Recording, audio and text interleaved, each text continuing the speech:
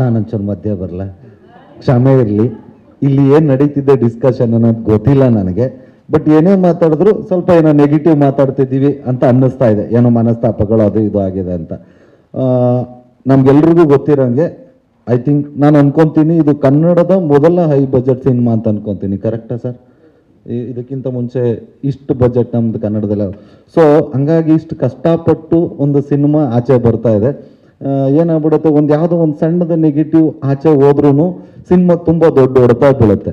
So ಒಂದು ಪ್ರೊಡ್ಯೂಸರ್ಗೆ ಇಷ್ಟು ದೊಡ್ಡ ಮಟ್ಟಕ್ಕೆ ಅಂದರೆ ನಮಗೂ ಒಂದು ಹೆಮ್ಮೆ, ಒಂದು ಕನ್ನಡ ಸಿನಿಮಾದಲ್ಲಿ ಇದ್ದವ್ರದ್ದು ಒಂದು ಸಿನಿಮಾ ಬಂದಿದೆ ಅಂತ.